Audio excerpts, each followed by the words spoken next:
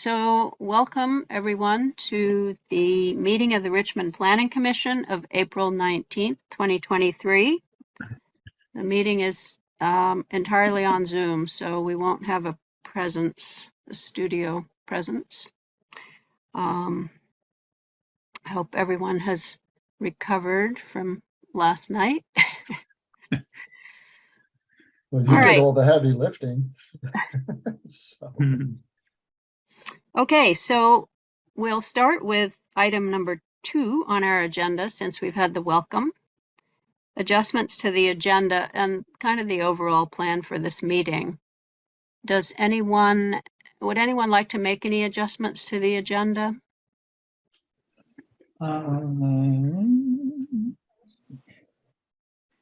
No. If no one has any adjustments, I would like to make one. I'd like to start out and put as item number 5, just a brief recap of the meeting that we had last night. So we did have the select board's public hearing about our previous work that we had approved and submitted to the select board for their hearing. So we could just take a few minutes and kind of recap what happened to those amendments that we presented to the select board. So if nobody objects, we'll put that as item number 5 and start off with a few minutes of conversation about that.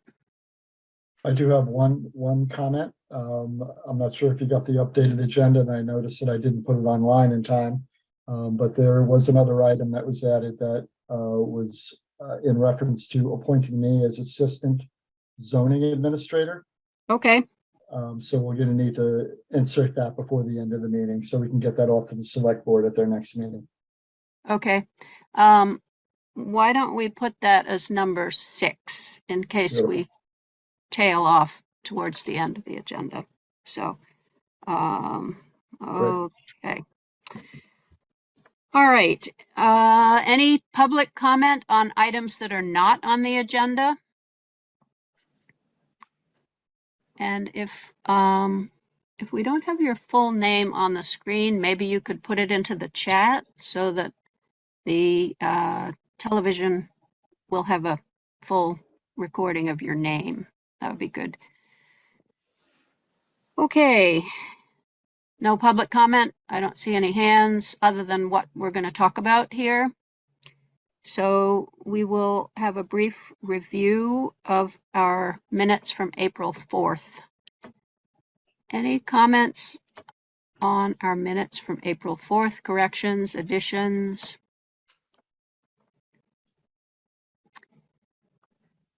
Okay, hearing none, we'll accept those minutes as written into the record. Okay, so moving on to we'll reverse the order of 5 and 6. We'll move on to appointing Keith to be the staff representative to the CCRPC. Do you have any wording or anything that you want to use for that, Keith? Or no, actually, all this is a recommendation to the select board. Oh, okay. For my appointment as the assistant zoning director, administrator. Oh, okay. All right. So, would anyone like to make a motion to recommend to the select board that Keith be appointed as the assisting zoning administrator? All right. A motion by Lisa. Second. Seconded by Chris. Hello, Chris. Hello. Good to see you. All right. Any discussion about this? So Tyler is our zoning administrator. Now we're appointing Keith as the assistant or alternate, did you say? Assistant? Assistant. Okay. If that's what we need, that's what we got. Recommendation to the select board to appoint him. If there's no discussion, all in favor should say aye or raise your hand or both. Aye. Aye. Okay. Any nays? No nays, so a unanimous appointment. And as far as being a representative to the CCRPC, you don't have to be appointed to that, right? Or are you appointed as a staff member who participates in the regional planning effort? Yeah, I was appointed on Monday to both the PAC and the Water Quality Committee. Okay, great, So, excellent. we can get up to date on a lot of the stormwater issues that are Oh, going to be good, coming before us with committee. So we're all set there. excellent. Okay. And do we need to write a letter to the select board recommending you, or do we just go I can via mock, Lisa? I can mock one up. Okay. And have you take a look at it and give me the thumbs up, and I'll forward it to Josh. Okay, I excellent. guess more just for the If that record. works. Yeah. Mhm. Mm-hmm. Yeah. Okay, so now let's go to what used to be number 5 added is now number 6 added, which is just a recap of the hearing. We had Lisa there, and also Chris Granda was there, Keith was there. Do either of you have anything you want to say about it? I thought we'd have a brief discussion about what happened and the fate of our amendments. Why don't we do that, Virginia? I think it's helpful to anybody that either was there or not there, especially not there, just to summarize. We had some public there. There are quite a few people on the Zoom portion, and a lot of discussion about residential up and down Jericho Road. And good discussion, I think. And I don't detect anyone was really opposed to anything that we proposed. There Yeah, was I some think the concern. Jericho Road Mhm. was the main feature of discussion. I would agree with that. Chris, did you have any comments? Yeah, well, first of all, I wanted to thank you, Virginia, because I thought you did an excellent job presenting and answering questions, and I think that really helped the select board feel comfortable with what we were proposing to them. And I agree that and to be specific about the Jericho Road exception, it was comments by some residents on the upper part of on the who live between the town and school. The meeting last night. Oh, Can't come from the meeting last. They're can you put yourself on mute, please? muted. Worried about businesses starting to intrude into that more than they have already, into that stretch of Jericho Road, and what the impact would be on the kids walking up to school. And I was trying to remember, and I don't remember us really talking in our deliberations about that. That is a relatively recent event in Richmond, that so many kids do walk up the Jericho Road to school now. And I think it's a good point that was raised. Mm-hmm. Yeah, and I remember in our discussions, we had gone back and forth a couple of times about whether to include the whole of the Jericho Road up to the schools, whether to include just half of it up to the cliffs there, whether to include any of it. So, and, I think the interesting point, or the dilemma point, is that we do have such a limited amount of space in the village for businesses. And if we take it away bit by bit, then it will be hard to have businesses. However, I do agree that it's a good point, and having traffic, crossing over the sidewalk where the children are crossing is a problem. There are already houses there, and there will be driveways where there will be continued crossing anyway. So, do we want, as a commission, to make any statements about this question, or? The select board is going to talk about it at their next meeting. They're going to deliberate on the input that they received. Lisa, Virginia, I've got a thought that I don't know if I want to make it a suggestion or what, but how about if I air it out and then let's see if Sure. it's of any help. I was thinking particularly on Jericho Road, where if a property is converted from residential use to commercial use, or maybe a blend, maybe somebody's got a hair salon in their, garage or whatever. Backing out onto Jericho Road when the party departs the property is a really bad idea. If a residential to commercial conversion could be required to have a turnaround on their property, if they have to add one, well, they have to add one. Either a hammerhead or a circle or whatever would work. That would allow cars to exit on the property onto Jericho Road, whether they're turning left or right, by looking and not having to back up. And it saves anybody who's walking on the sidewalk, for one thing, and then a lot easier to see cars. I don't think anybody can add one if they want to anytime, but I think for that conversion, we should require something like that. mm-hmm. Just a And thought. presumably if that were a requirement, it would eliminate approval for a business that didn't meet it. If you can't have a Right. turnaround, if you don't have a lot that is suitable to I- allow you to go forwards into the traffic, Mhm. then it is grounds for turning down the application. That's what I wrestled with the most. Is that fair? Is that, unduly harsh? I don't know, but I think, and I haven't walked Jericho Road yet, like I promised last night. I haven't gotten up there today, but I will. Maybe there are no properties where that would be a problem, or maybe there are a number of properties where that could be a problem. Now, we don't know who would convert their property from residential to commercial, or maybe even the shared use. Maybe it should just be I don't know, let's maybe put it on the table and think about it for a while. Yeah, I mean, there are some small properties and then there are some slightly larger properties that Right. could Mm. do that just from Mhm. driving up and down there and noticing. Mhm.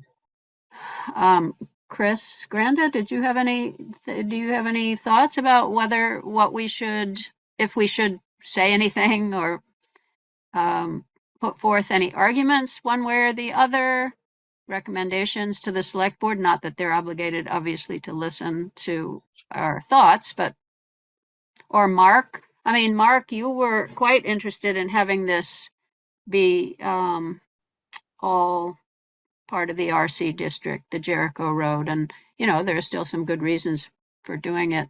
Did you have anything you wanted to say? No, I'm still in agreement that seems like a good move, but Okay. I think, Virginia, if, just a comment there is, I think we did, where we're at now is that with that hearing, the select board has heard citizens' concerns. And so I think unless we feel that it's important to counter those concerns, what we might consider doing is just assembling all the information that we have about that, which would be sort of like a pros and cons list, maybe include Lisa's idea, which, seems very, sensible one, but present it to the select board and say, we gave this our, best shot based on what it seems, on the information that was available to us at the time. You have now received additional information, you, the select board, and here are some, thoughts you might want to consider as part of that. But, in the end, they are going to have to make this decision themselves. So. right. Yeah. Mm-hmm. Okay, I think someone had a chat over here that it says Alan J's iPad. Did you have a comment over there? And I'm not sure what the name is here. It is Jim. Okay, Jim Oliver, no, I was chatting with Jim at the time, Virginia. It's Donna Oh, Sachs. okay. I think. Oh, Donna. Hi, right. Hello, everyone. I'm opposed to changing anything on Jericho Road. Definitely for the safety of people, of children. Yeah. You want to build sidewalks down Route 2, but you got a perfectly good sidewalk here. So why change that little bit left of the village feeling? Okay, great. Thank you. Thanks. Okay, so do we want to put together a list of pros and cons or no? What do people think about that? I think it's a great idea, Virginia. There's a lot to capture there. I mean, it can be summarized. It doesn't have to be, word for word, but Mhm. there were degrees of, I don't want to use the word concern, but degrees of disagreement maybe. And it would be good to kind of have those in a narrative, I think. Okay, A few words for each one. Yep. It doesn't have to be a treatise. so, maybe Keith and I can do that, put together the list, Yeah. a list of pros and Mhm. cons, just to give Mhm. them. The other concerns that we heard about, we didn't hear very many concerns about the density issue, which is good, I think. Dave Healy did submit a letter to, did you get that, Lisa? Probably. Okay. I'm still catching up from last night. All right. So he submitted a letter to the select board that, felt that we were moving too quickly and, that there were density concerns that that we were aggressively pursuing the greater amount of housing. So, and, I know that we had talked quite a bit about this at our public hearings, our 4 public hearings, and tried to walk the line between gentle infill and not overdoing it with density as the affordable housing people might like, but still trying to get some housing in place. So that will be in front of the select board as well, I assume. I mean, I think we walked the line as best we could. I don't know if anybody else has any comments about the density question. He felt the setbacks were too, we have heard from Dave, it's this about his neighborhood, which is the one we're now working on, but that the setbacks were too much, the lot coverage was too much, that we shouldn't be increasing the density to that extent. I don't know if anybody has any thoughts about that they want to share, but or if there's anything that we want to say about that to the select board. Well, we can wait a couple days and see what happens with, the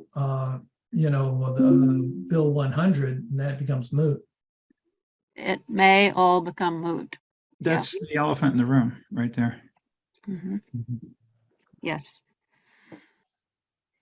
Okay, well, we can just wait on that. Well, we'll put together a little list of pros and cons about the Jericho Road, just maybe to give the select board a little additional material to work with, to think about what the issues are. But other than that, things seem to go through pretty smoothly. Yeah, Lisa. Virginia, along the lines of what you're just saying, that S100 might be a pro or con, I don't know, but that should certainly be noted in the comments, just that it's pending.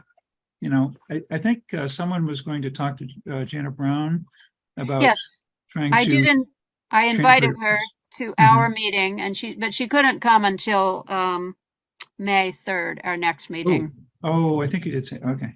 But that would be helpful because someone who's actually sat through the proceedings, that would be her, could give us more of a sense than just what's written of how it was leaning at various points. We see the final result, but not the dialogue. If they had a timeline or, when our town's going to have to address this mandate, is there like a 2-year window or, obviously all towns aren't going to be able to address these things immediately. And by our May 3rd meeting, it may or may not have been voted on. Also true. And, it ultimately is going to be the law of the land. So whatever we do between now and then may have to be revised to agree with it. And although some of the points we did put in that are reflected in S100 on the basis of our housing consultant telling us that it was coming down the pike. So we are working in that direction already. Oh, good point. Thanks. So Okay, well, anybody else have anything they want to say about it? The plan is that the select board are going to deliberate on this at their next meeting. And at that point, they can either vote to approve it as is, vote to approve it with some changes, or further deliberate at their subsequent meetings. Those are going to be their options. So anyway, I would just like to point out that, the bill is moving through the legislature because, we have a statewide housing crisis, and the fact that this commission's been working on this issue for over 2 years kind of highlights the point that we were focused in the right area in terms of adding density to where the sewer district and town water are. And that's the same policy they're using at the state level, as I understood it, to describe where the infill should be. So it's kind of comforting that we weren't far afield as to where state policymakers were going at the town level when we started this 2.5 years ago. Good point, Chris. yeah. And it is kind of thanks to the housing consultant who brought these points forward and put out a pretty complete and thorough report about what we could be doing in our zoning to go along the directions that the state was going. And the state has been encouraging people to do this for years, and towns haven't really done it. So that's why now they're thinking about mandating it or proceeding towards mandating it. Okay, any other comments on that? All right, hearing none, we will move on to what is now number 7. And this is our new amendments that, as we proceed through the zoning document, we're going section by section. So now we're talking about the village neighborhoods. And we have the village neighborhood north, and we have the village neighborhood south. And we do have drafts for these, but I thought maybe this evening we could just talk about a couple of points, a couple of specific points and questions that have occurred. So I wanted to start with the 2 principal structures on a lot, and I'm hoping that Keith will be able to share some information from the attorney on this question, because the question came up, if you have a minimum lot size, let's say, of 10,000 square feet, and you put 2 principal structures on 10,000 square feet, which is fine because each one requires 5,000 square feet, we're proposing in this district. Right. If you put 2 principal structures, are those structures required? Are you required to allow them to have ADUs? Because the current statute 4412 says you have to allow ADUs, and we do allow ADUs, accessory dwelling units, in our zoning. They are allowed, and duplexes are allowed. This was previous legislation that was passed that required us to allow them. We have allowed them. However, if they exceed the density, do you still have to allow them? If you have 2 principal structures, you are at the density that we have specified.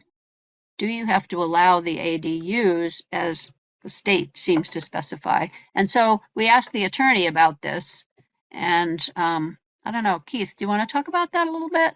Yeah, I can, absolutely. Basically what Dave said was that it most likely was not allowed because we have already gotten 2 structures on 1 parcel at this point. Even though it's not considered an ADU, they're both principal structures. I think there still is an issue that both Virginia and I need some clarity on from him, and that is on the actual density language that we need to circle around and get some clarity on that.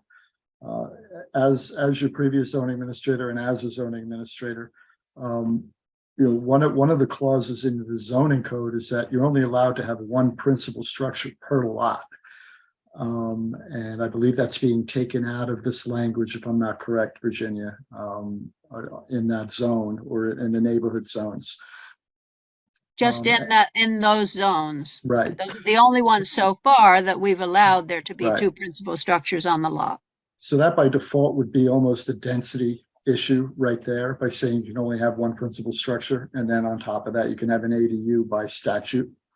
But now that you have two structures or two dwelling units on the parcel, we just need to get that language clarified. The density issue clarified at this point. So it's really a little bit up in the air at this point. And I know that we had a back and forth, Virginia, on that, and you weren't overly satisfied. I don't think it was totally clear to us with the response. So that's pretty much where I can leave it at this point. Yeah. And then the other question that we had, and I'm now kind of wondering if we need to think about this in relationship to the amendments that the select board are deliberating on, because that language is in those amendments as well. The other one is if we're going to require for two principal structures on a lot, that the legal arrangements for the property and the structures be presented at the time of the application. Yes. Should we have a review of that by an attorney? Should we require that be reviewed by an attorney and an opinion given? Because, if the DRB is given this language, are they going to be able to decide if it's okay or not? So wasn't that a question that we had, Keith, that, Yeah, whether we yeah. should really require that it be reviewed by an attorney? Yeah, I think that was a question I had with regards to the permitting process. This would be a permitted use. I don't necessarily believe that the DRB would be involved in this. But with that said, that would be, the onus would be on the zoning administrator to make sure that language is correct. And my concern to him was that, that's really not in our wheelhouse. That's more of an attorney issue there. So his response to that was, yes, you'll need to run it through an attorney, basically. But as far as the language goes for any zoning code updates, we would certainly want to get that in there, or at the very least, it would be on the zoning application. We wouldn't issue the permit without getting the thumbs up regardless. Mm-hmm. And presumably that would be on the applicant, It would be the on the cost applicant. of an attorney reviewing the language. Yeah, I think we potentially could have that into, what the permitting fees are for that certain use. That potentially could be a flat fee for somebody who wants to put a second principal structure on one lot. And I'm to a certain extent spitballing here on that because I really haven't gone down that path, to Right. be honest with you. So that's a good question. Yeah. And particularly if there's a property sale, one of the structures is sold. I don't think there's any requirement that they both be by the same owner. So Right. that They really don't have complicated to be. mortgage or something. Yeah. Yeah, It could there- be condominiumized, so two owners could be involved. And so you would have to talk about the rest of the lot and whether these Right. are footprint lots or. Yeah, Mhm. I mean, what infrastructure is being shared, and how is that legally presented? And at the end of the day, it's going to go into Linda's files. It's going to go into the town clerk's files also. So that's important to have that clarity there. Mm-hmm. So I'm wondering if we need to do this for the RC districts. If we need to suggest to the select board that they put some additional language in that we can work up to help fix that problem. It's not perfect the way it is. It's not near perfect the way it is. So yeah, No. I think groupthink is needed in some scenarios. Let's have some real world scenarios. Christy Witters had made a point a minute ago. I saw that in the chat, but I can't seem to retrieve it. Virginia, maybe you can get it, but something along those lines. Yeah. Yeah, she says, I asked this last night, but why are we allowing two principal structures? It seems to be complicating things. So the point of allowing two principal structures is to give some flexibility. for additional dwellings to be built that do not have to, are not restricted by the ADU restrictions. The ADU, to put an ADU, which is a second structure dwelling on a lot, there are certain conditions that you have to abide by in terms of it has to be smaller than the, it is up to a certain size, like 30% of the main structure. The owner of the property has to live in either the ADU or the principal structure. So it's beset by conditions putting an ADU. This was to allow for, in particular, if you put a duplex, to split the halves of the duplex and have them be freestanding. Why are we making people who make duplexes connect them by some way? And what if you put like just a carport between them or a walkway with a cupboard? Is that enough? What actually defines it as being a duplex? Why can't you have those two halves of the duplex be separate? Or why can't you have a principal structure and a second structure that's not smaller? Why does the ADU have to be smaller? That seems like it's an unnecessary limitation. So that's kind of the reason that we opened that up a little bit. It also seemed like it might be able to allow a property to not be subdivided necessarily, but to have two homeowners, so both individuals who had the principal dwelling structures could be homeowners. So that was the rationale for that. Anyway. Christy has her hands. Christy has her hands up. Yeah, go ahead, Christy.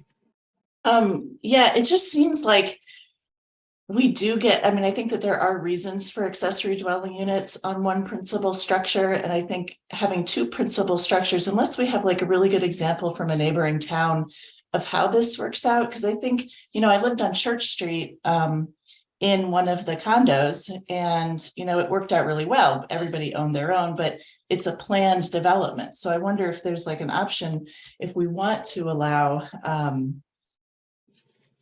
different structures on the same shared property, that it's like a planned unit development or some other arrangement. Because I think we're kind of wading into something where there are going to be implications that we don't really know what.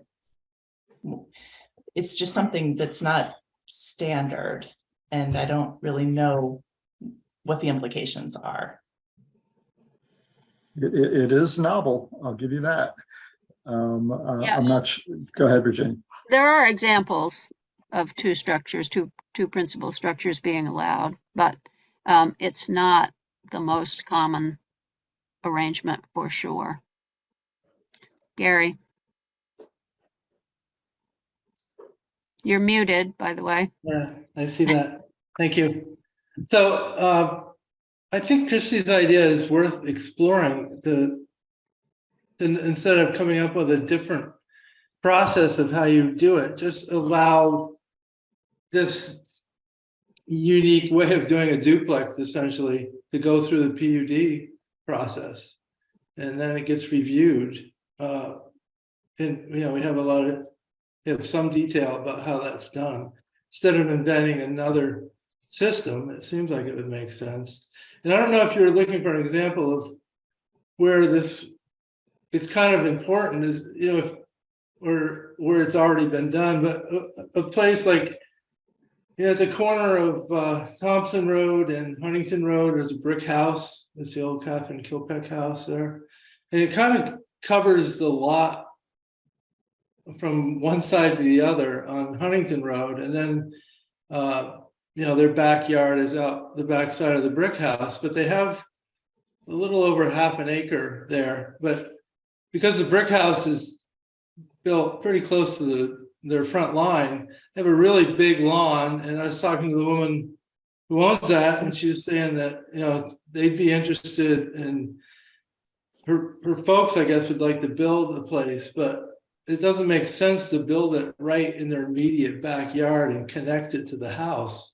So this would provide a way of using some of that really deep lot and have a second house on it, which wouldn't be allowed under the half-acre zoning requirements. It wouldn't be allowed, it'd be allowed to do a duplex, but it doesn't make sense to kind of destroy their immediate backyard by adding a duplex when they've got such a deep lot, so. Mhm. Mhm. So, I mean, Keith, do you have any feeling about whether you could just add into the section 2 structures on a lot are allowed through the PUD process? I mean, could you just put those words in there and We could, but what's the intent here? Is the intent to allow for two principal structures to be built as a permitted use? If that's the case, the main thing that you're avoiding there is the need for a subdivision with the one principal per lot. We can do that. So that would be my first question. What is the intent here? We're here my take is that we're here to try to make it a little bit easier to increase the density Right. on certain parcels and avoid the way I look at it is to avoid that subdivision aspect of it. Mhm. But Right. ownership, I think, needs to be flexible, able to be either single ownership, shared, multiple ownership, or Yes. double ownership. But, that's where the PUD probably helps. So yeah, I'm thinking here. Yep. Well, does our PUD process right now, we haven't delved deeply into the PUD process. Does the Right. PUD process, Mhm. which does require that you stay within the density and the uses, the allowed uses of the district, but would the PUD process as it currently stands just allow you to put two structures on a lot without adding this new language? I don't know. I mean, I guess we'd have to look at that. Mhm. It Yeah. does make it a longer process. It makes it more of a process, but Yeah, and I think the intent, obviously, of a PUD is to have shared infrastructure and not to have the impact on the land. Typically, most of the PUD regulations that I see require open space as a part of that. You're supposed to give that up and conserve that open space for that density bonus that you get. So to me, it feels like we probably do need to have more of a discussion on this and flesh it out, for lack of a better term. Do we want to make it a permitted process, or do we want to make it a conditional use process? And if it's under the PUD, it becomes a subdivision. That's the process you're supposed to follow at this point once you go to PUD. yeah, and we've been trying not to use the PUD process for things that it's not designed for, Right. Yeah. which is designed for land conservation, Yeah. which none of these urban kind of situations really are. Right. PUD suitable seems to be for new exactly. development mostly. Right. Mhm. So, okay, well, I mean, we could look at that. We could look into that. And Yeah. think about what we want to do with that. The only reason it might be, I mean, and this is probably attorneys' playing field rather than ours, but the PUD process has been used a lot. I'm sure there's a lot of case law that's available to define this, Sure. this, and all that. That's helpful, to the point I think Christy made that, why create something new? Well, it's fraught with legal uncertainties, maybe, and that's not a great place to go. So maybe Yeah, the we- attorney wasn't too concerned about that, but Oh, anyway. really? Oh, okay. Oh, that's good news. So, Okay. I mean, I suppose we could make it a conditional use. That would be another thing that would involve more review than if it was a permitted use. It Mhm. would still be allowed, the word allow basically means either permitted or conditional. Allowed means under Mhm. some circumstances you can do it if it's conditional. Under Mhm. all circumstances you can do it if it meets the zoning standards, if it's Right. permitted. It's But permitted, right? we might make it a conditional use. Presumably. That's So, interesting too, yeah, different tack. Yeah, I will say, Christy brings up a good point with what she just wrote on the chat. In Charlotte, before I left, they had changed the zoning regulations for accessory dwelling units to allow for up to 1,500 square feet. But it didn't take away the fact that one of those structures need to be occupied by the owner. So I think that's the difference. So to answer your question, Chrissy, yes. To be honest with you, you can make it larger. That's not an issue. Because the legislation is giving you the floor. And that is 30% or 900 square feet. We're at 1,000 square feet here. If I'm not correct, 30% of the principal structure or up to 1,000 square feet, whichever is larger. and that's kind of what's confusing about the state statute. I mean, if you can make it, you are not allowed to make it less liberal, your town statute less liberal than the state statute. But if you can make it bigger, why can you not make it more liberal by saying the owner doesn't have to live there?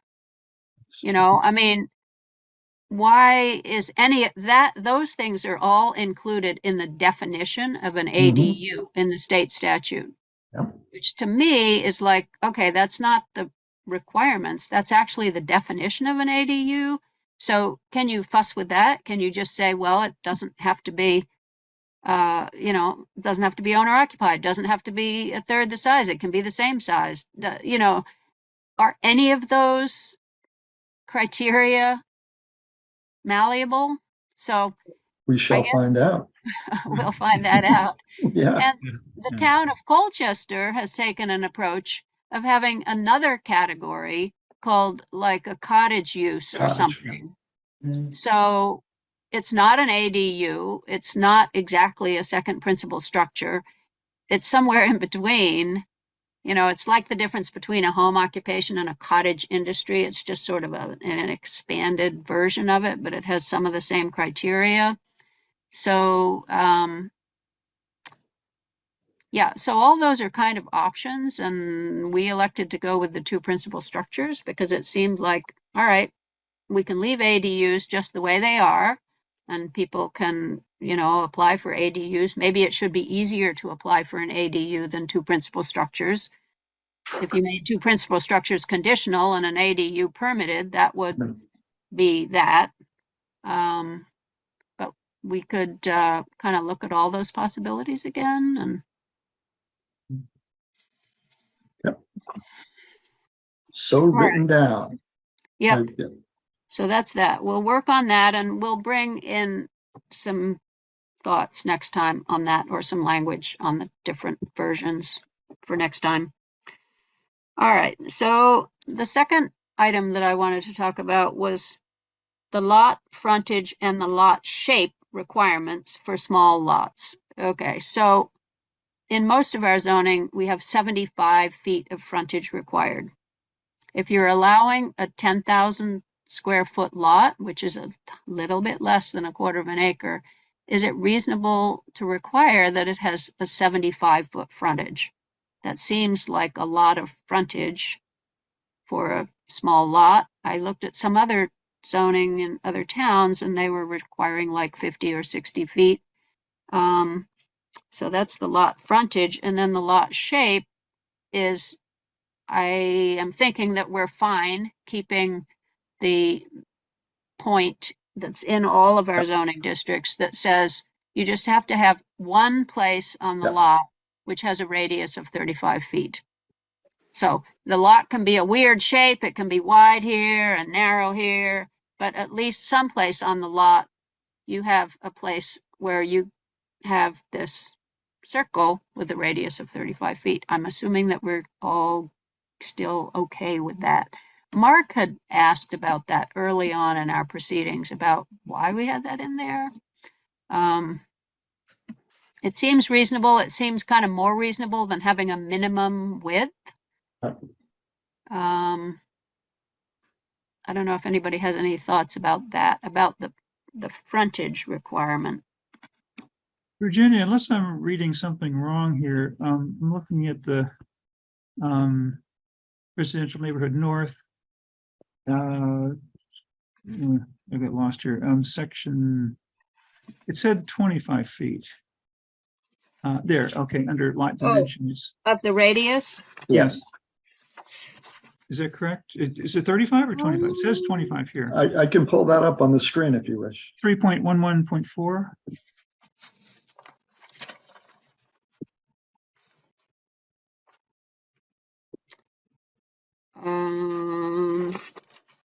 Unless I'm reading an old one.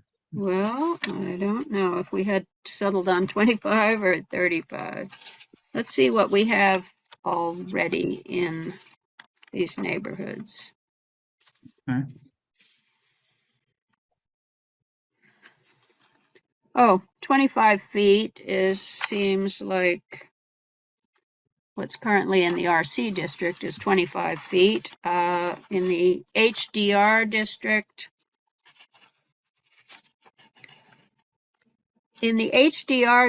it's 35 feet. Now, I don't know why this is in our current zoning.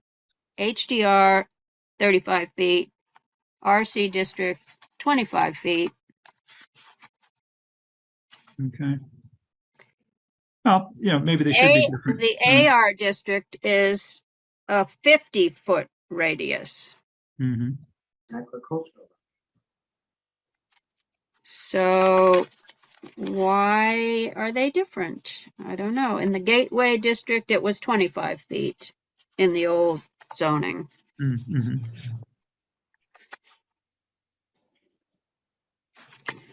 Okay, well, So we now maybe have these smaller lots, I mean, the AR district with the 1 acre zoning, we haven't dealt with at all yet. Mhm. Now we have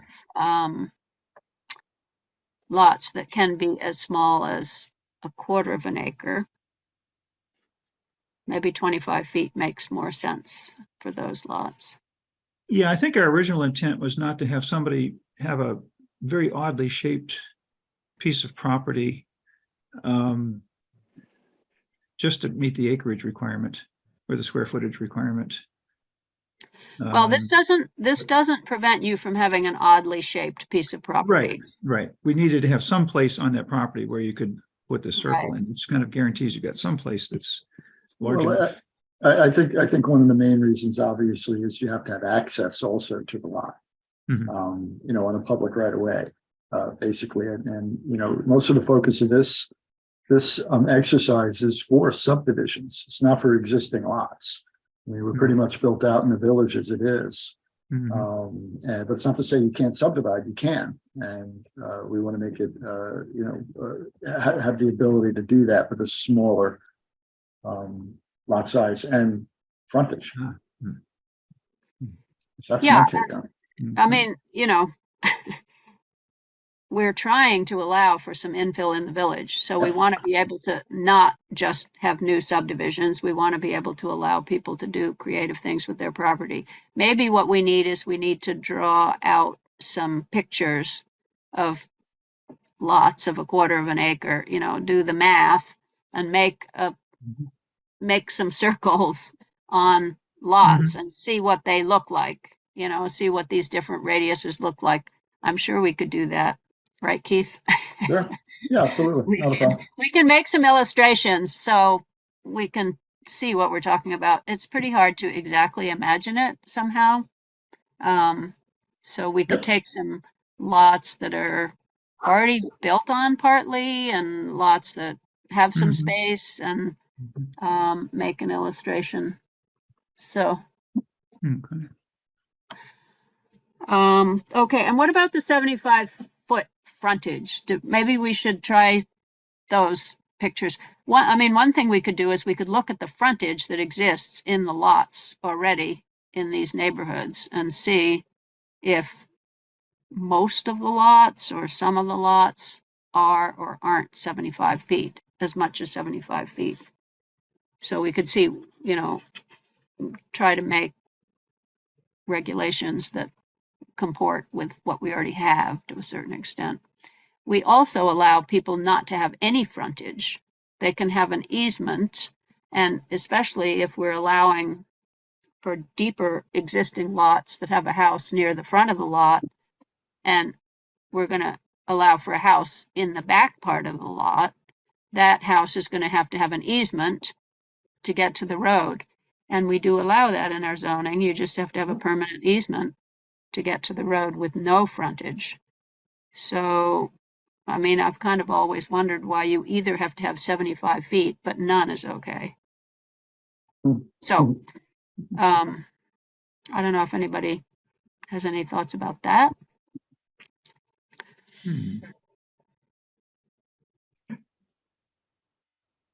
All right. Well, My neighbor has no frontage on Heinsberg Road, and they have an easement across our property to get to Heinsberg Road. Otherwise, they wouldn't legally be able to get there, and it works fine. But that's just two houses. Right. But it Yeah. works. There's something that people have considered bad about between nothing and 75 feet. Yeah. I mean, like, what's wrong with 25 feet? Mhm. And There probably an is a reason, easement, but- if there's an easement, it is a width. So maybe that's their frontage, like, what is your neighbor's easement? Do you know? Do you remember from your deed what the width of their easement is? Oh, here, it's a 1-lane road, so it's 12 feet. Okay, so they essentially have a 12-foot frontage, Right. is what they have on the Mhm. road, Yeah, basically. which is sort of Yep. somewhere between 0 and 75. And typically it'd be a little bit wider than that because you do need to get your power lines in there and all that other stuff too. So usually it's 25-foot minimum, and in most cases it's 50. But that's more in the rural areas. You don't typically see this in the village areas, but it's not that you don't, you do. But you need to have it wide enough so you can get infrastructure underground in there and the road. Mhm. All right, so does anyone have any suggestions what information would be useful to decide this question? Yeah.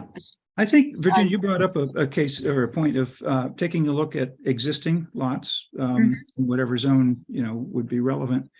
And just looking at those circle sizes and also getting maybe just a poll of what the frontages are. And, we have the, I don't know, not the luxury, but we have the advantage of having a lot of development to already look at. We're not starting with bare ground here. So Right. I presume it's been working, unless we know of some really big problems. So if what works can be continued, we're probably on the safest ground. Mhm. Okay. All right, so we'll try to do some work on that and get some more information. And if you need me to come cut out little paper circles and things, I'd be glad to help. Big circles. Yep. Yeah. To scale, of course. Right, little ones. Little paper circles. Mhm. All right. So the next topic that I thought that we should spend some time about is the traffic impact question. And Bless you. so far, what we have done is we've just kind of carried on whatever was said about traffic from previous iterations of the zoning into new iterations of the zoning. The only thing that has been different is in the old sections, the old districts of the zoning document, there's just a prohibition against more than a certain number of trip ends. It just says you cannot get approval if you have more than these trip ends at the PM peak hour. In the Jolena Court District, and I forget whether this came out of the interim zoning that came before the real zoning for Jolena Court, the language is you have to have a study if you're going to have more than this number of trip ends. So in our new districts that we submitted to the select board that they're working on, we have used you have to have a study language. In these districts, we have to decide, do we need a study? Is that what we need? Or are we just going to say you can't build anything that has more than these number of trip ends? So we kind of need to know, I think, I mean, I'm looking for a way forward with this. What is going to help us decide which of those things we want? Do we want to study? And the zoning administrator, Tyler, also has some problems with the way it's actually worded. So that we can deal with if we decide what it is that we want. And maybe understand what it means more, what exactly it means and how it's measured. And so I'd like suggestions onto what information we could use to make some sensible decisions about traffic impact.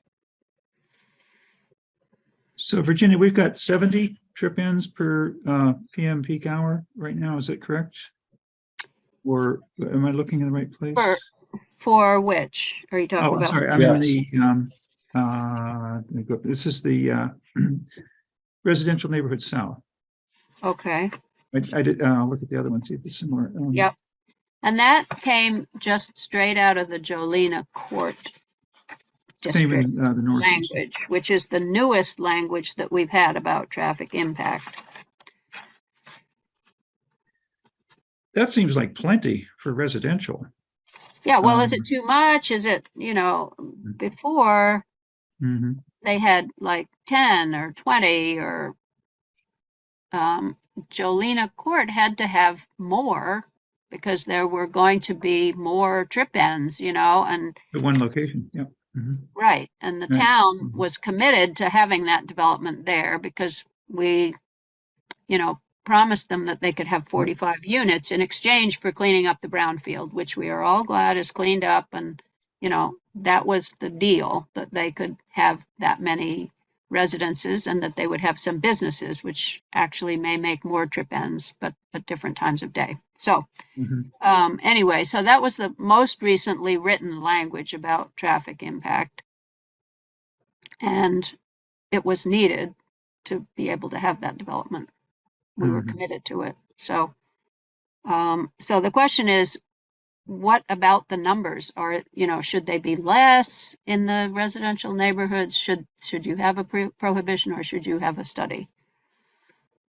And I'm not really sure what is needed to arrive at a conclusion about this. If we've got a one lot development being developed with two principal structures, making them do a traffic study of any sort is pretty onerous. We're trying to reduce cost, and that's not going to help. If we stayed with the language that's here with 70 trip ins, I can't picture that property coming anywhere close to that number of trip ins, even at the peak hour. But there'll be a lot of properties within close proximity, probably. If they all reach 70 in the peak hour, we're gonna have a lot of traffic on that one road. So I know I'm sort of equivocating here, but Are we talking about a residential or commercial use of the property? It's in all the zones. either. Any use, How large is the property? Probably, It well, doesn't- it's the number of buildings, I think, that would generate the traffic. It doesn't specify how large the property is. It just says that Right. for uses which generate more than 70 vehicle trip ends. That's a lot of trip ends. It is. Yeah. It is. For residential, it's a huge amount. You can't meet that in residential and no, even if Jolena Court was built out to its maximum density, it wouldn't meet 70 trip ends at the peak PM hour. Okay. So I don't really think applying traffic studies to this, Right. I don't think it really is what traffic studies were intended to do, which is for significant commercial activity, like at the market, not anything less than that. Right. And it's really an Act 250. Municipalities do it, but it's those types of traffic studies are really done in Act 250, where you're talking about 10-acre or more developments. I think you're exactly right, Chris. Yeah, and for a particularly residential, even something that's built to residential for residential purposes and is converted to commercial, it's going to be small commercial. I can't imagine that amount of traffic either. So do we need this section to be here? The other problem that Tyler has with this section is that it says the administrative officer or DRB shall utilize this book from the Institute of Traffic Engineers or its equivalent. And apparently it's very expensive to have that every year. You have to pay a license fee to have that in your town. And they do not want to be required to have to use it. You can't borrow it from anybody else because they have, for their license fee, they can only use it. So somebody has to say, are there going to be more than 70 trip ends? It would be the administrative officer or the DRB who would have to say it's going to be more than 70. How are they going to know that? They don't want to have to use this book. So is it reasonable to ask them, or should we just say that they may use it if they think they need to? It seems kind of, I don't know, vague somehow. Yeah. Gary. So can people think of an area in these two residential districts where there's going to be enough development that trip ends need to be counted at all? Not really. Right. So why put it in then?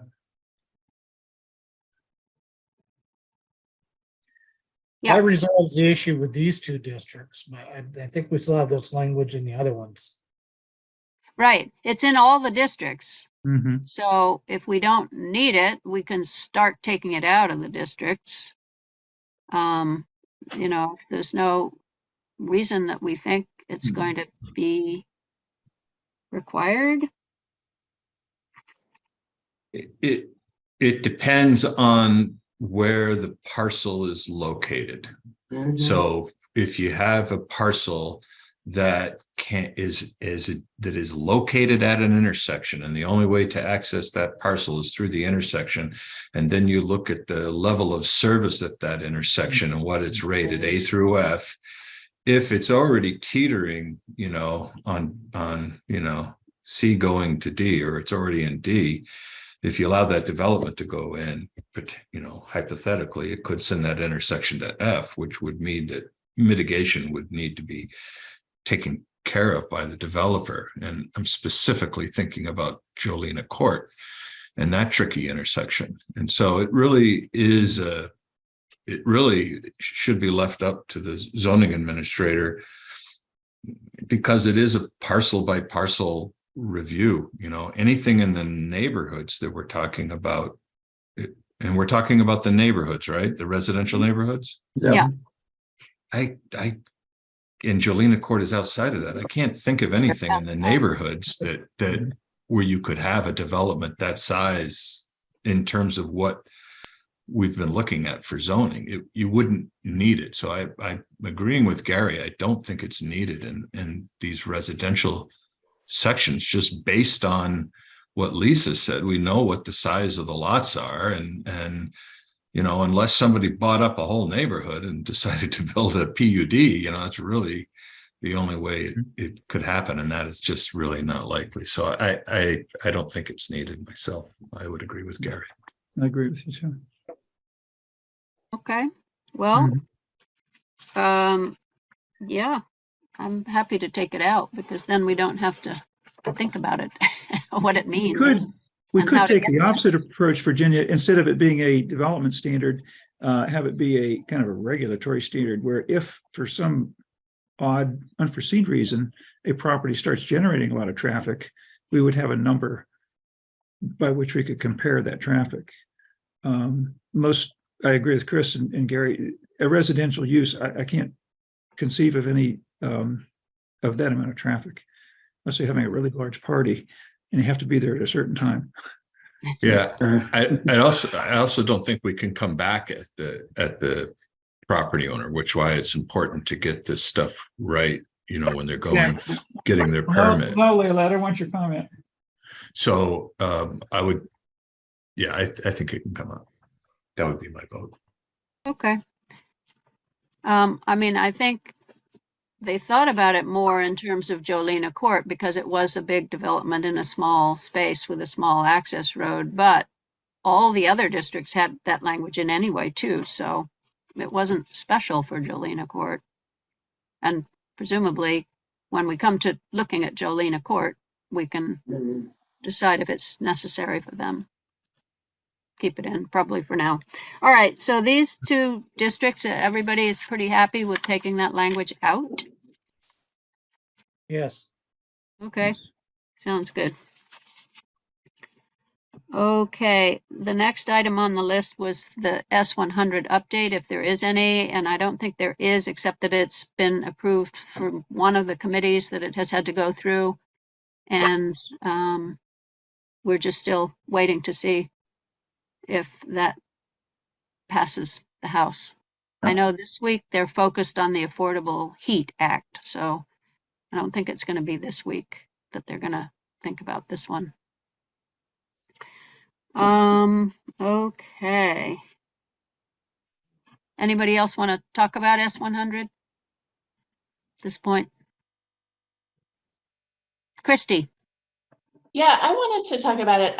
I reviewed the draft that's passed the Senate, so I'm assuming that's what's going through the different committees, and I haven't reviewed anything. I don't see any other versions, and in looking at it, I would love it if Keith could look at my math, because I applied it to my neighborhood, and there are 3 properties that could have 3 units. So there are 3 properties that are big enough to have 3 units. And so, like, my neighborhood is extremely dense. We have small lots. We have half of the neighborhood is duplexes. And, you know, I think that that's what the legislature is working on, is creating more neighborhoods like, you know, Richmond's downtown neighborhoods. And so I am curious, Keith, if I could send you my numbers and like look at like the application, if we were to put that in with the, you know, it's like the max being, you know, like 5 units per acre, assuming that, you know, if 4 units were allowed, but max 5 units per acre, I think that in my neighborhood, the max that we could get would be 3, and that's only on 3 lots. So do you want me to juxtapose that against what is proposed, the draft? S100? Well, I looked at so that, I mean, I think that's what I pulled out of S100. And Okay. so I want to just like make sure that I'm interpreting it correctly. Sure. Yeah, shoot Because me an email. I don't see a problem with implementing what's in S100 in at least Village North. And I don't speak for all of my neighbors, and I don't speak for Village South or any other areas, but you know, it would be worth looking at if that's what's going to pass. Like, what is the real implication? Because we're already extremely dense. Yeah, so what I'm looking at in the bill is the statement, in any district served by municipal sewer and water infrastructure that allows residential development, multi-unit dwellings with 4 or fewer units shall be an allowed use. Now, it doesn't say a permitted use, so that could be a conditional use or a permitted use. So multi-unit dwellings with 4 or fewer units will be allowed. So, I mean, presumably that means if the density is exceeded after 3 units, you can't have any more, you know. It doesn't really say whether or not you can exceed your prescribed density. But so if you had a lot, you know, since 1 unit requires 5,000 square feet, if you have 15,000 square feet, you could have a multi-unit building with 3 units. Mhm. And Well, they wait, now why does one unit require 5,000 square feet? That's in the new districts, right? let's see, the density in that we're proposing. Right, so if we didn't propose that, if we just went with Act Right. or S100, Yeah. S100, it says, bylaws shall establish lot and building dimensional standards that allow 5 or more dwelling units per acre for each allowed residential use. And then in any district with the water and sewer that allows multi-unit dwellings with 4 or few units should be an allowed use. So if 4 or fewer units are an allowed use, but your density is 5 units per acre, and you apply that to my neighborhood, I'm seeing duplexes and 3 lots with triplexes. Mhm. Based on certain existing conditions. Right, right. Yeah, I mean, because we're proposing a 5,000 square feet, 8 units per acre. Well, right. And that's not for this district. And I would definitely not think we should have a 5,000 square foot minimum for this district. I mean, I think if we took what S100s, if we adopted what the legislature is intending, I think it would be, I mean, from my perspective, I think that would be fine, not speaking for my neighbors. Mhm. But I think that, we are exceeding S100 in the downtown village commercial district. And that's fine if that's what we want to do in our commercial district. Right, residential commercial. That's fine if that's what those neighborhoods want to do and if that's what we want to do on the main arterials. But the S100 doesn't seem to really change what our existing neighborhood, I think they're going for what we have because it's pretty dense and pretty great. There is the question that is going to be maybe problematic, which is that S100 wants to allow for an additional story, an additional floor. Did you come across that, Christy, in your reading of this? Yeah, I have seen that above 35 feet. We can't do that. I think that there has been some discussion in the legislature and from other municipalities about the 35 feet, but I have not followed that. I think that's our current height restriction all over town. It's 35 feet. So what this says in S100 is any mixed use developments and affordable housing development. So it would have to be, if it's just a residence, it probably doesn't fall under this. May exceed building height limitations by 1 additional habitable floor beyond the maximum height, and using that additional floor may exceed density limitations for residential developments by an additional 40%. So, I mean, that may be problematic since we don't have the ladder truck and so forth. Anyway. Yeah, I think other municipalities have brought that up as an issue, and I just don't know where that's landing right now. Yeah, well, it's still in this version, but it probably wouldn't be a problem in your neighborhood. Well, unless there was, it's not going to be mixed use in terms of commercial and residential if we're not allowing commercial uses. So it's not going to be mixed use in that sense. And it's probably not going to be affordable housing because we can't, there's no place where we can have affordable housing in your neighborhood. There's not enough room. Yeah, to meet the requirements of what an entity that would take over affordable housing would need. Right, unless we use the Browns Court ball field, which is going to have to be a discussion between the rec committee and the housing committee, who have different ideas about what they want to do with that little piece of green space. Keep it green. Yeah. Keep it green. It's the only dry place you got. What happens if you're flooded down below? All those people come up here, 10 cents or something. Yeah, we hear you. Yeah, and I mean, if we're going to try to have more density in the village, we're going to have more recreational space, more green space. So Right, not like, anyway, thank this you. this discussion is going to have to take place at some point. Yeah. John, I think you have your hand up. Yes, can you hear me now? Yes, we can hear you. Yep. So just a general comment that the more widespread throughout Richmond and throughout the state changes allowing greater density are, my speculation is the more acceptable they will seem to people living in those areas. The sense that there's a shared acceptance of change, not just in Richmond, but in other towns and other villages. And it's not all, say, being dumped on my neighborhood.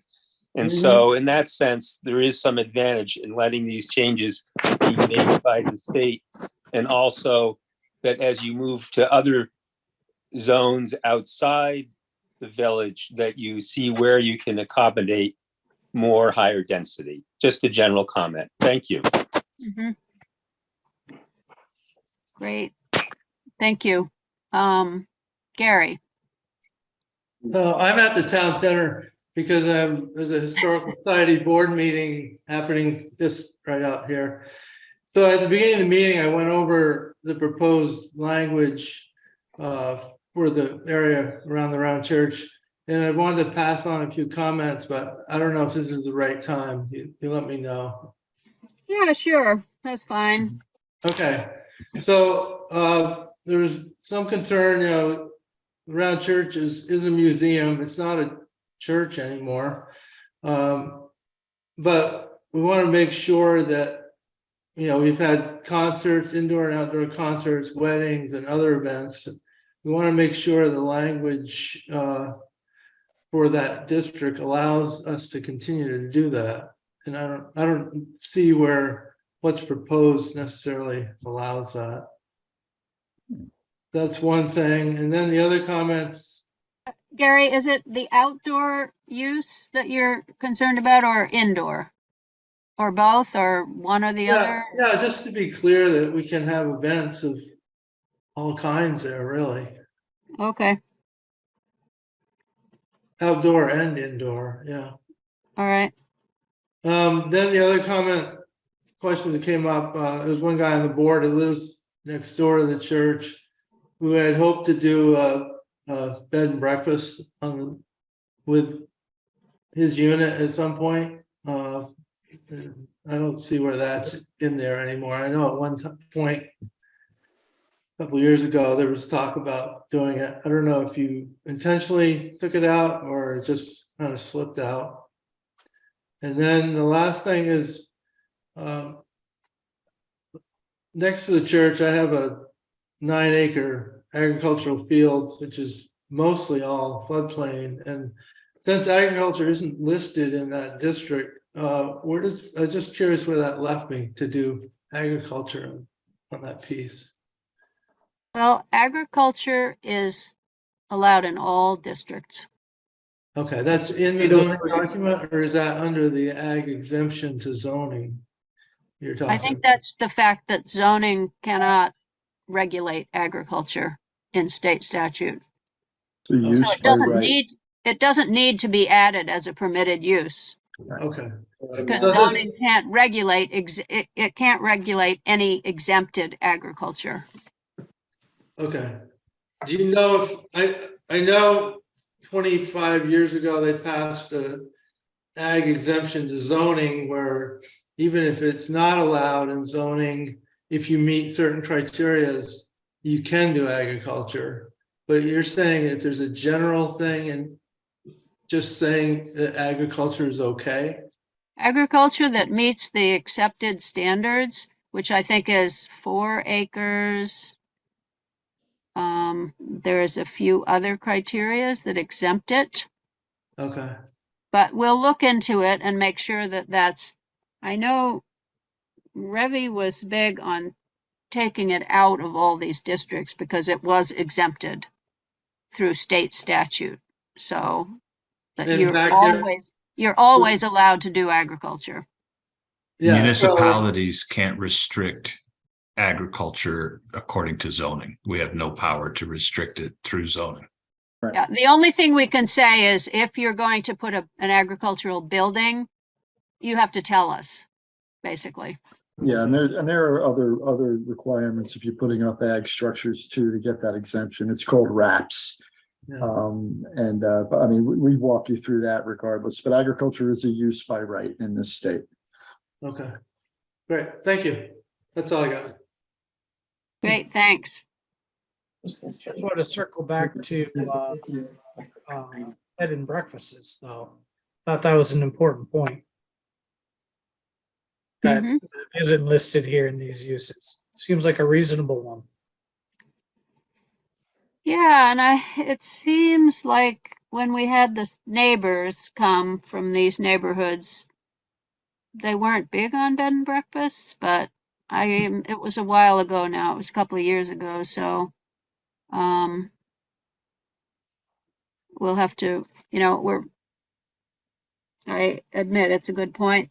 We're trying to think about it in terms also of short-term rentals and how that is going to work with bed and breakfast. The definition of bed and breakfast, does that include short-term rentals, et cetera, et cetera. So, but, Bed and breakfast, some of the that other, definition is pretty clear about,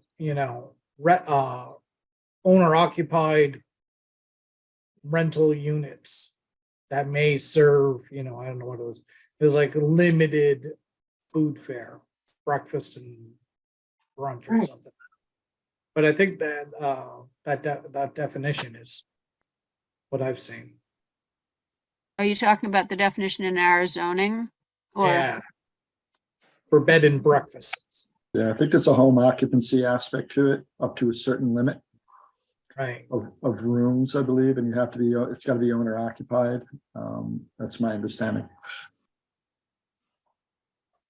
yeah, and what we're trying to think about in terms of short-term rentals is do short-term rentals that are owner occupied, are they bed and breakfasts? Is that what they are? Right. Yeah. Bed and breakfast just says in our zoning, an owner inhabited residential structure with 6 or fewer rooms for rent by the day or the week. That's it. That's all it says. And then you go to your use tables and you figure out where that's sutured in there. That sounds like a good definition. That It it was. doesn't lend itself towards short-term rental units. An owner occupied house with 6 or fewer rooms for rent by the day or the week could be a bed and a short-term rental, right? If that's the whole definition.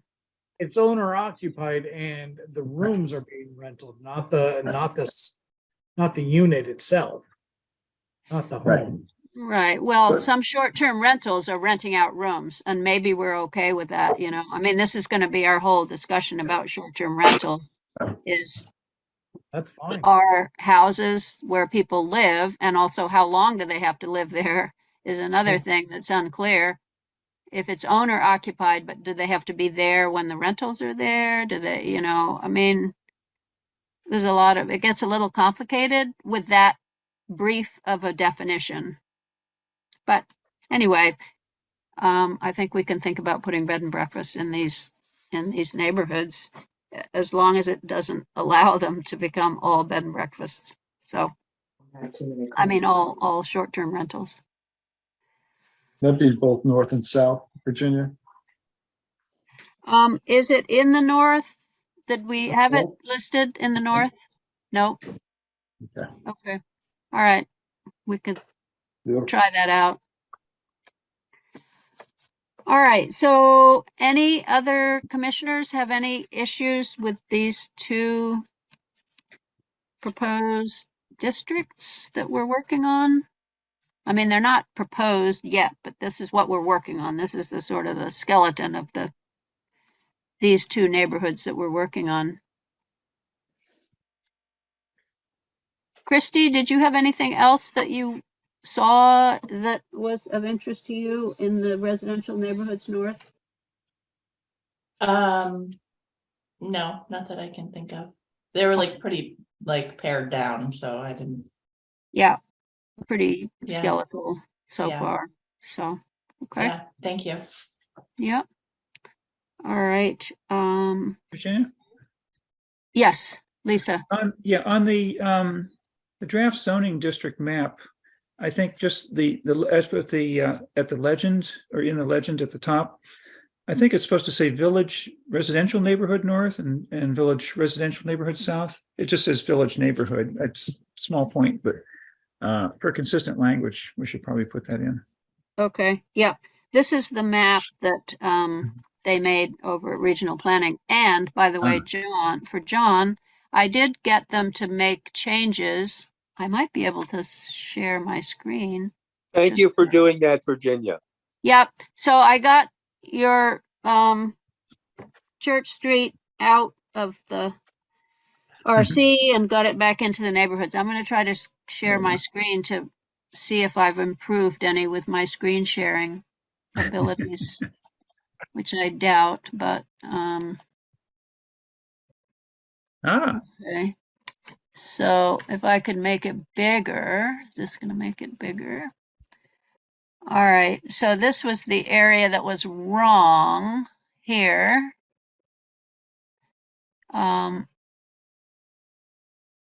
This is the north side of Church Street, and this area was wrong. I think what Regional Planning had done was they had reversed these two.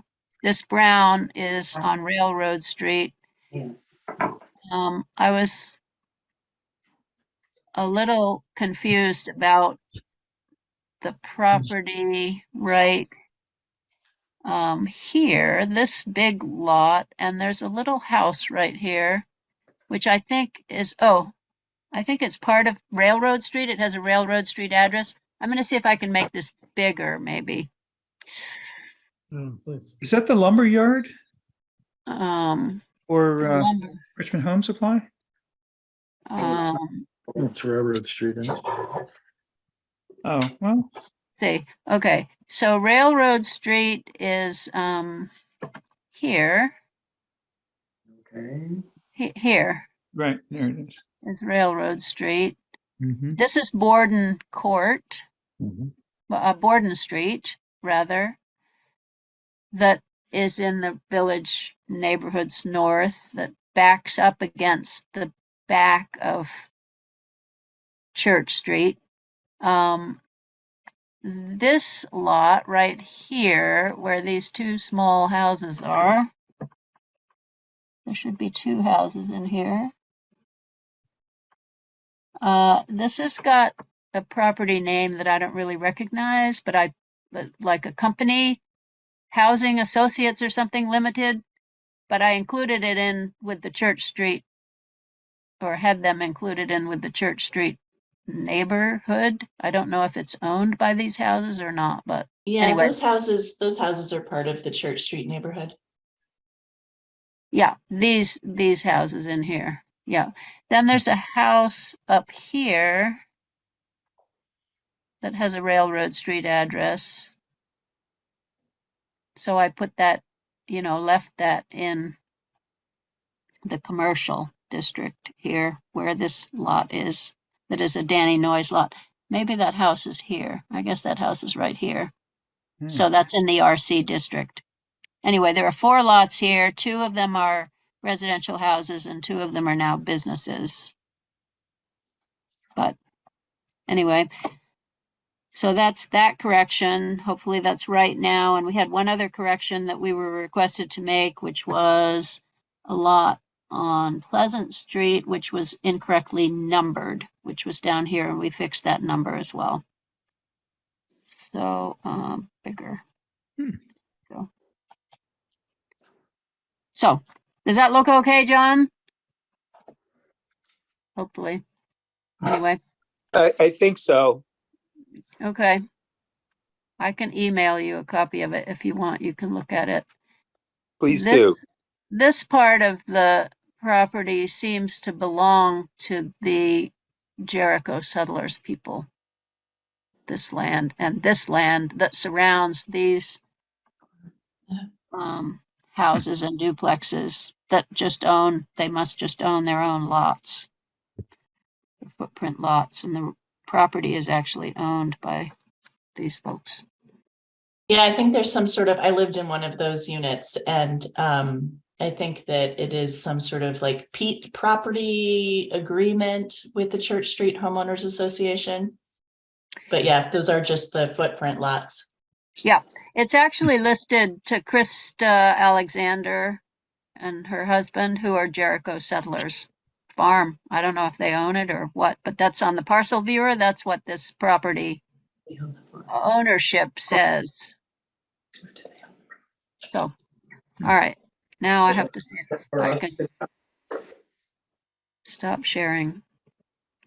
I don't know how to stop screen sharing, but That's all right. Keith, how do I stop sharing my screen? It's taken over. It's taken the controls away from me.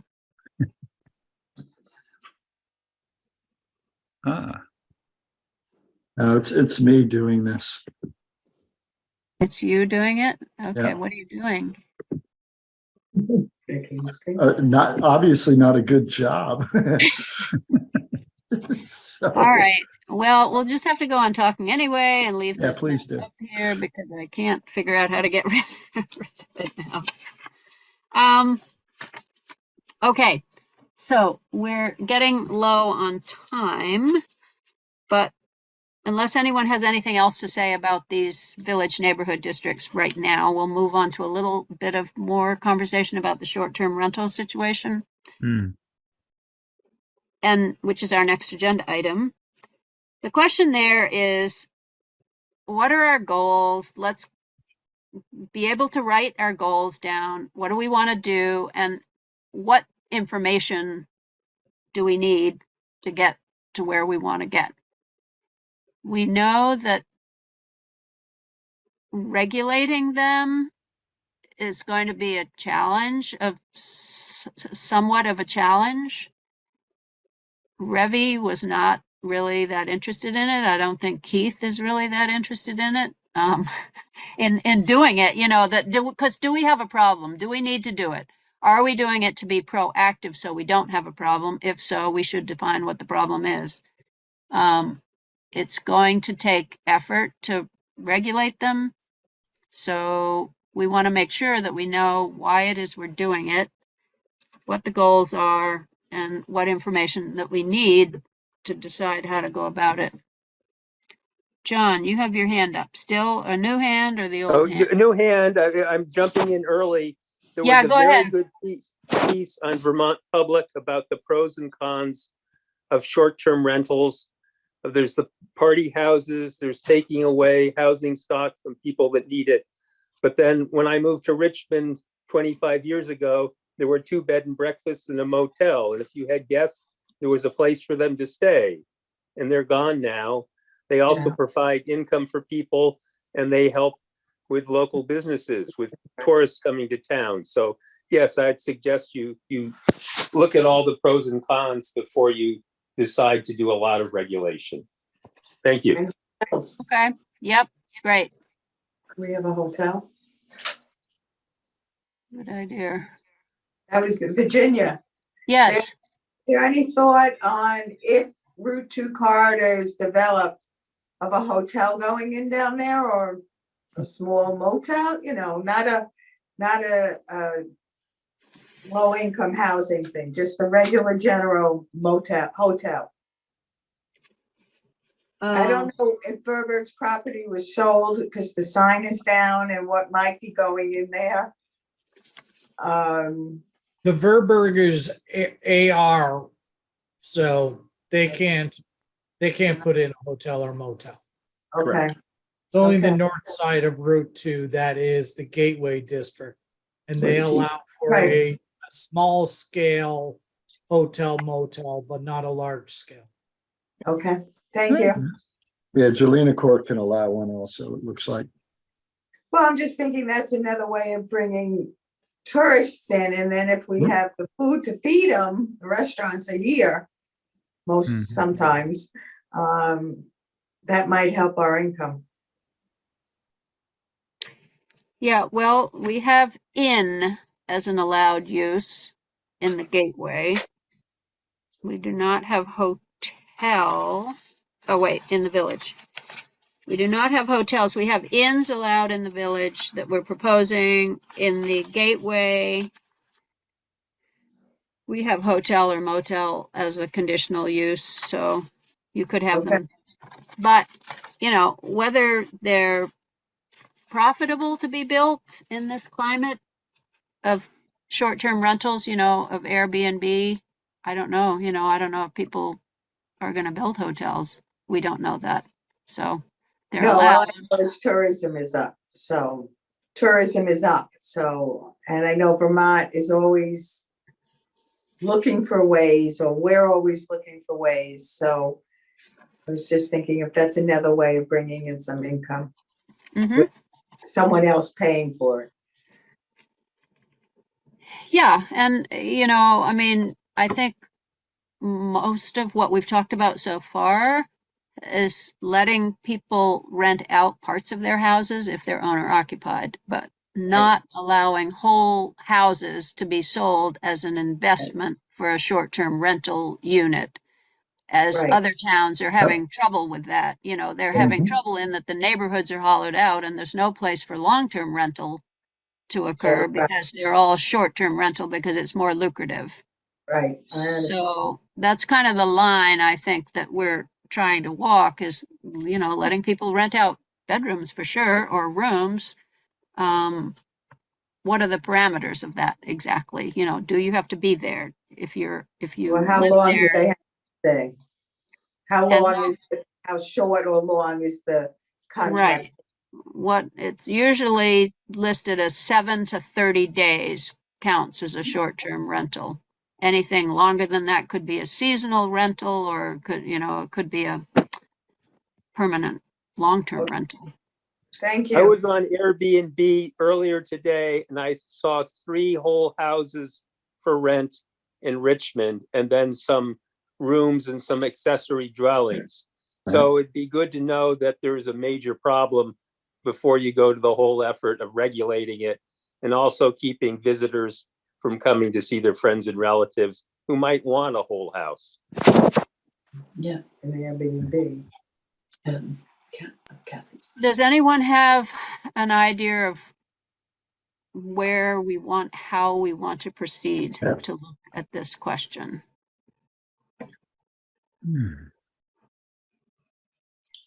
I'd love to be able to find out what the real count is, because if you go online, granted, John found 3 today, you know, the other day, the last meeting we were talking about, I found 4 or 5. I think it's just searching for Richmond Airbnb. It brings you to all these different locations, anywhere from Bolton to Underhill shows up under a Richmond Airbnb query. So I don't know what the purpose is, the actual count is on what that is. And how would we find that out, do you think? Is there any way that we can find that out, or? I mean, there's other platforms than Airbnb, you know, VRBO, and Right. there's a couple other ones. Home away? Yeah. I'll tell you. I don't know if somebody has an idea, you know, bring it on. Require people to register with the town before you start the regulation. Yeah, well, that is one approach that some towns have taken, like Ludlow, I believe, where they don't yet have any requirements, but they're requiring people to register so that they understand how much is happening. Whether you would enforce that or not, I don't know. Whether you would just say, if you're going to do a bed, you know, and would we want to say, if you're going to rent your whole unit as a bed and breakfast, are those the people that we would like to register? Or would we like to have everybody who's going to rent out a single room occasionally, you know, do we want them to register? Who's going to keep the register? Yeah. Going to maintain it. There is it's very clear, you can't see me, but there is an association of Airbnb rental owners. I know it's in Burlington. It was started by a woman who I met a couple of years ago, but I can't pick up the name, but I wonder if that might be an interesting source. They basically, this woman works as a marketing and person for this group of people, and also does a lot of sort of the policy, probably spends time in Montpelier setting policy for those who do Airbnbs. If I find the name of the group, I'll send it to you. Great. That would be useful. Lisa. Yeah, thanks, Virginia. As I recall, my recollection is not perfect, but I think we weren't too concerned about the use itself unless it generates noise or other problems. And in that case, I think we were leaning heavily towards an ordinance that would cover the possibilities that, we don't want to have happen. And registration was part of that. Owner on the premises was part of that. We felt that was very important to maintain sanity and also accountability. And otherwise, I don't think we were too concerned about where it might happen. Now, hotel uses, no, those are specifically provided elsewhere, not in residential districts. But I think those were the main things we were looking to do in the past. So. And so you're still good with that kind of approach? I am, but Sure. I'm just one person. So as far as you've looked so far at it. Mm-hmm. Mm-hmm. And I don't know whether winter or summer would be the more popular season. Maybe summer. I mean, Vermont is a tourist destination for a lot of people in the summertime. It's a great place, and wintertime too. Any place within a couple miles of Cochrane's is probably going to put up some skiers during the winter. And also fall. We have fall as well. Fall, leaf peepers. Everywhere. Season. Mm-hmm. So. Yeah, So I think the Airbnb website works by defining a date that you're going to be there, and then it shows you available properties. Yeah. Mm-hmm. So if that property is already rented out for that time period, it won't show up as a count. So that is, it definitely does not. Airbnb website does not reflect the number of Airbnbs in Richmond. Right. Yeah, I just went on VRBO and found 3 whole houses in Richmond that are available.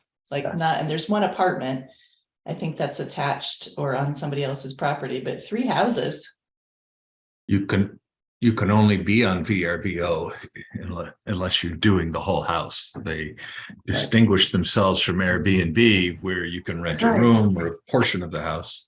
But VRBO is intended to be a vacation. My thoughts on this were, I like John's idea of getting a handle on how many we have in town. But for me, because we have a housing shortage, because we have intact neighborhoods where people like knowing their neighbors, a short-term rental where the owner is not on the property at the same time that it's being rented has a potential for upending neighborhoods and not creating community and not providing affordable housing for people. But if somebody has an ADU or they have a second dwelling on their premises and they're living in one dwelling and they're renting out the other, I don't have a problem with that, because presumably they are going to police their own quality of life as they would police their neighbor's quality of life.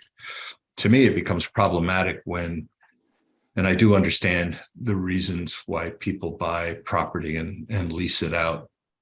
And I don't have any objections to long-term leasing. I was in that business. I bought properties and was a landlord. It just becomes a different animal in my mind when it's short-term.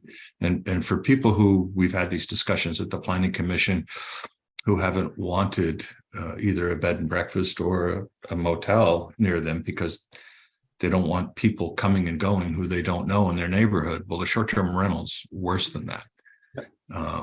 And so those are my concerns about short-term rentals and where I would like to see the town move. I don't want to see people stifled in terms of additional income, but at the same time, I don't want our town turned into a short-term rental haven where, you know, people are staying here to ski at Stowe or Sugarbush or Bolton.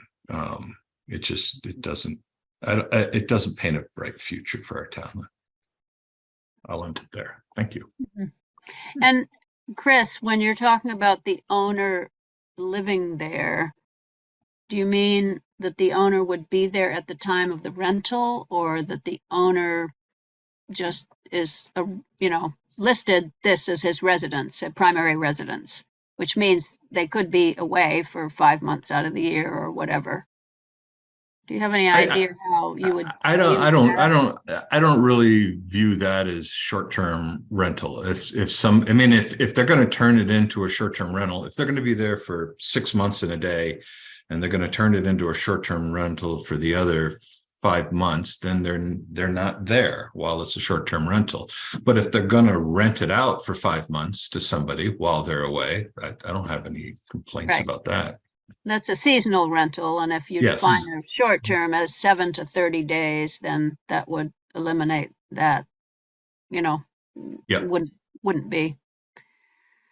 All right. Well, maybe Keith and I should work up a list of what we think are our goals, and try to start there. I think that's an excellent idea. What are the positive goals we want to attain for the town by initiating some regulation of short-term rentals? Mm-hmm. Let's start there, and we can bring that back to the commission to look at and see if people like that or not. Yeah. Okay. Any other comments about proceeding along? I imagine registering would be part of what our process would be, but we can start with the goals. Yeah. I'll just ask, has anyone on the commission stated a short-term rental? Mm-hmm. Mhm. Yes. Okay. Yep. I've stayed at a couple in cities that have been, parts of houses where the owner was living. And I stayed in one in Boston where the whole neighborhood had really been hollowed out, where all the properties had gone to short-term rentals, which was very weird. So I've only ever stayed at them in cities. I've never stayed at one in a town the size of Richmond. No, I have only been in cities on short-term rentals. So Virginia, I found this association. It's called the Vermont Short-Term Rental Alliance, Inc., otherwise known as VTSTRA, Vermont Short-Term Rental Alliance. And its working address here is P.O. Box 282, Richmond, Vermont. Oh, really? Yeah, I thought you'd get a kick out of that. Who do you know at the post office? Yeah. And actually, I have a phone number. So, oh, great.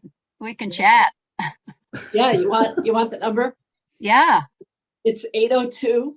Yep. 829 4024. Well, that's my number. Yeah, I figured. I knew it was yours, Keith. I thought it's Oh. all the property somewhere. It looks like that's a lobbyist group for the advancement of short-term rental folks. You got it. But then they're here. They're a lobbyist group, and also the website just has all sorts of questions and facts about if you rent short-term, how to do it, what are the laws, and what do you have to do. So yeah, I think she basically is. She also defined herself, I remember when I first met her, as someone who provided support for owners of short-term rentals, which can be defined as lobbying as well. So, but I just thought it was interesting. Yeah, Richmond, that's cool. The We're on the other map. thing, Who knew? We were the town of support of short-term rentals. Exactly, for the hub. I We should mean, ask ourselves for advice. close to Exactly. Stowe, where it's a problem in Stowe. It's quite a problem there, but Yeah. Hmm. Problem. there are Well, also a couple of bills that we can follow in the legislature about short-term rentals. I meant to try to get that information for tonight, but I didn't get around to it. So we'll see if there are any of those bills left with legs that are talking about short-term rentals. Chris, you were going to say something. No, I mean, the short-term rentals impact a whole variety of aspects in the community. I was just thinking about the businesses who need employees, and they need employees who live near their businesses and need affordable housing. And short-term rental just grabs up all the affordable housing from people who are participating in that market as opposed to the stock market. And there's a lot of money flowing into the real estate market nationwide as opposed to the stock market. And I just think we need to watch these trends and just take measured, appropriate steps for our community. Yeah, and if we're trying to have more housing by allowing more density, smaller lots, whatever, it seems like we really should be paying attention to short-term rentals, because that is depleting as we try to add, that's depleting housing, taking rental housing off the market. So if we've gone through this entire process to add more density and to add more housing so we can attract and recruit new people into town, and yet all that additional density goes into the short-term rental market, we haven't really accomplished anything. no, it doesn't make sense.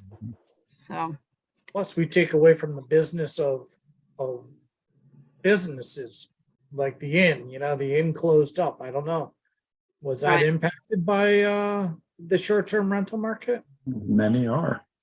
It might well have been versus, and what did they have? They had safety procedures, they had fire extinguishers, they had smoke alarms, they had water and sewer inspections, they had all of these different things that cover the cost, that enables the short-term rental market to totally skirt. right, although there are some standards, there are some laws in Vermont about short-term rentals. They have to pay rooms and meals tax. So that would be a good reason to have a registry, I guess, is, to keep track of that. And also they have to have safety standards, fire and safety standards. Of course, if nobody's looking, then they don't really have to, necessarily do it. But Maybe the bed and breakfasts have all closed down in Richmond. We can assess a tax for rental properties and get the number of renters that way. right, well, yeah, we don't want to necessarily tax all rental properties, but short-term rentals you're talking about, or all rentals, just the short-term rentals? Yeah.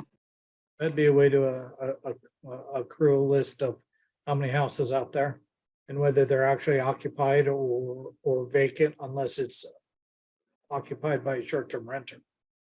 Mm-hmm. All right, so for next time, we'll try to have a written thing about our goals and maybe about what process we're going to follow in terms of getting to some kind of regulation, so that we can have a way to proceed. Anybody else, anything on this subject? Okay, so it looks like it's almost 9 o'clock.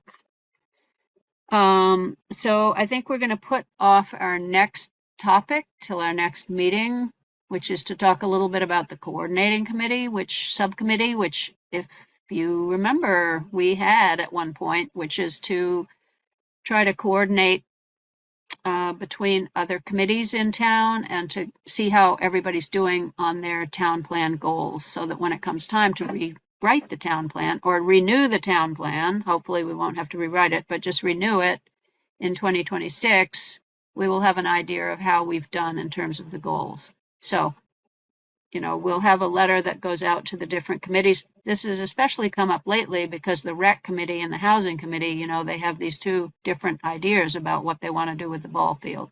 We need to have them communicate with each other. So this was part of the goal of the coordinating committee. I think Dan Mullen, Joy Reap, and Lisa and I were on this committee.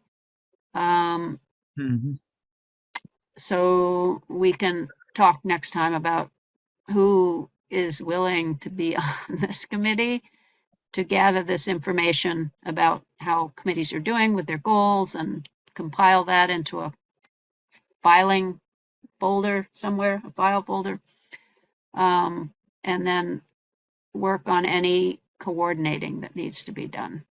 So if nobody minds, we'll put that off till next time. May 3rd, Jana Brown has agreed to attend to talk about S.100. Anybody have any other business they want to talk about? Lisa? Virginia, just back on the coordinating committee. Yeah. I volunteered to do that because I needed to learn more. I found it fascinating. I sat in on the parking advisory committee and I sat in on the recreation committee, mostly those, a couple of other ones as I had time. I learned a lot, and those were issues that didn't come across my field of view any other way.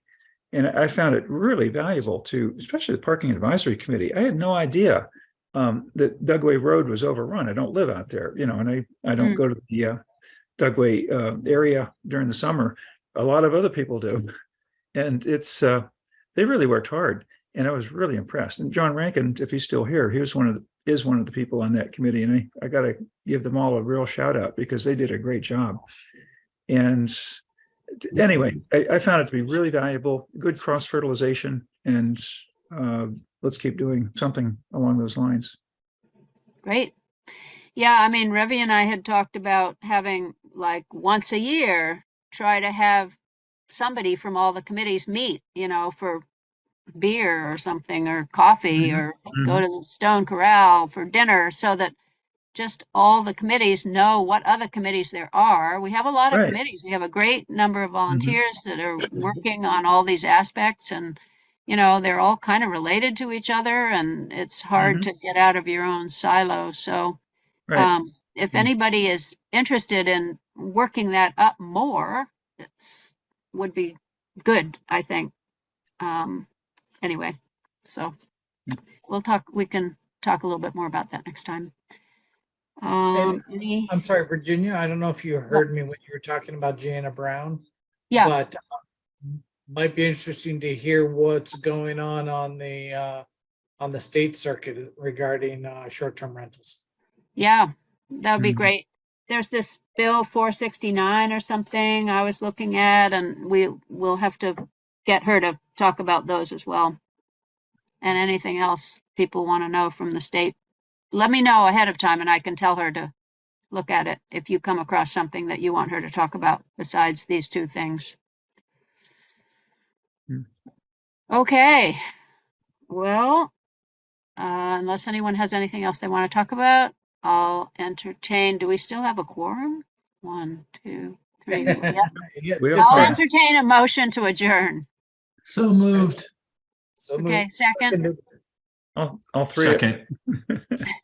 Okay, I think everybody seconded it. So is there anyone who is opposed to adjourning? Nope. All right, great. Well, thank you. Good night, and we'll see you on the 3rd. Thanks so much. Thank you.